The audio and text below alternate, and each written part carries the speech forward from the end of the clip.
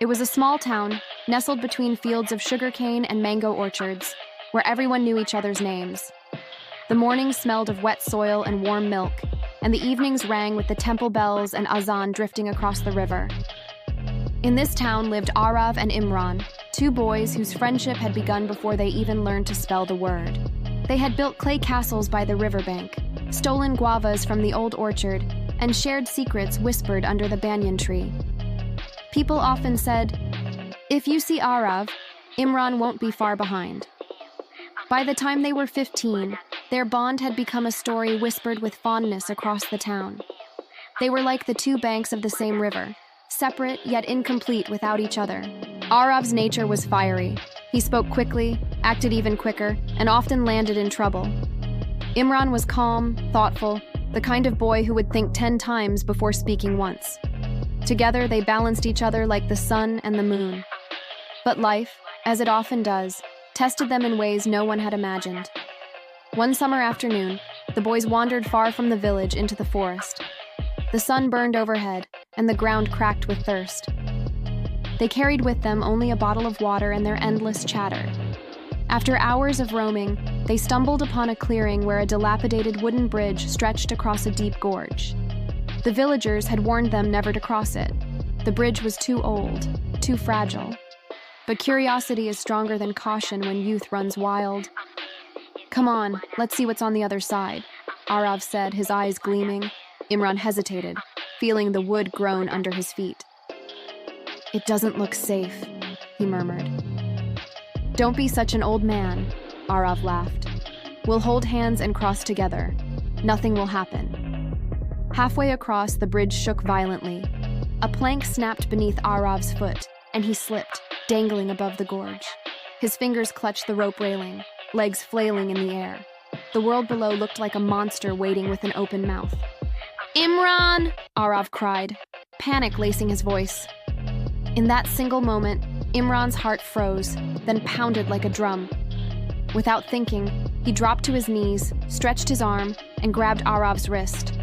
The wood beneath him splintered, the rope twisted, and for a moment, both boys dangled dangerously between life and death. "Don't let go!" Arav screamed, his voice breaking. "I won't," Imran whispered through gritted teeth. The strength in his thin arms felt impossible, but friendship sometimes lends a power greater than muscle. With a final heave, Imran pulled Arav back onto the bridge. Both boys collapsed, trembling, their breaths coming in broken sobs. The gorge stared at them silently, as if acknowledging the secret it had almost swallowed. They didn't speak for a long time. Only when the sun began to dip did Arav break the silence. "You saved my life." Imran smiled faintly. "That's what friends are for." But the story didn't end there. When they returned to the village, word of their adventure spread quickly. Parents scolded, neighbors shook their heads, and the priest declared them reckless. Arav's father, a strict man, pointed his finger at Imran. "If you hadn't followed my son, he wouldn't have risked his life. You are a bad influence." Imran's eyes stung, but he said nothing. Arav wanted to defend his friend, but fear of his father's wrath sealed his lips. From that day, a subtle wall rose between them. They still met under the banyan tree, still shared secrets, but the laughter was no longer effortless. Silence crept into the spaces where words once danced. One evening, months later, Arav found Imran sitting by the riverbank, skipping stones. "You're quiet these days," Arav said softly. Imran didn't look at him. "Maybe your father was right. Maybe I bring you trouble." Arav's heart twisted. He had thought about that day 1,000 times, about the guilt of not defending Imran. "If you had let go on that bridge, I would have died. How could anyone call that trouble?" Imran finally met his eyes. "And yet, you stayed silent." The truth cut deeper than any knife. Arav swallowed hard. "I was a coward, but I swear, Imran, never again. If the whole world stands against you, I'll be the one standing beside you." Their hands clasped silently, a promise sealed not with words, but with the raw truth of friendship. Years passed. Araf became a teacher in the village school, while Imran took over his father's small tailoring shop. They grew into men, yet still met under the banyan tree whenever life felt too heavy. And life, as always, brought another storm.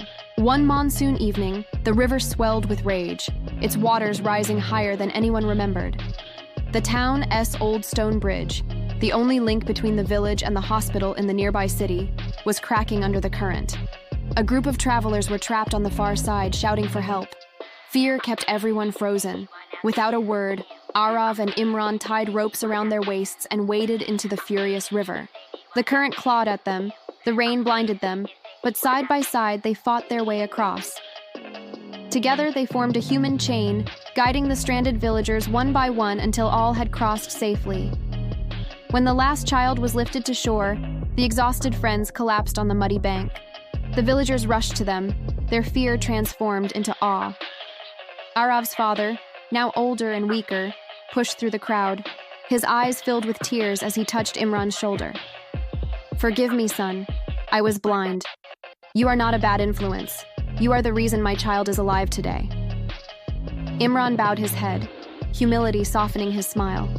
Arav squeezed his hand under the rain-soaked night, his heart swelling with gratitude. The promise they had made as boys, on that fragile bridge years ago, had not only been kept, but had grown into something larger than themselves. From that day, their friendship became a tale told at every wedding, every festival, every gathering. Mothers told their children, "Find a friend like Arav and Imran. A true friend will hold your hand on the bridge of life, no matter how deep the gorge below." And so in that small town where the river sang to the mango orchards and the temple bells answered the azan, the story of two souls bound by loyalty lived on. A reminder that friendship is not about the easy days, but about who pulls you back when the planks give way beneath your feet. The bridge where they once almost perished was eventually rebuilt, stronger and safer. But to the people of the town, it was never just wood and rope. It was the symbol of a bond that had been tested by fear, silence, and storm, and had emerged unbroken, shining like a lantern in the dark. Because true friendship, they all believed now, is the bridge no storm can wash away.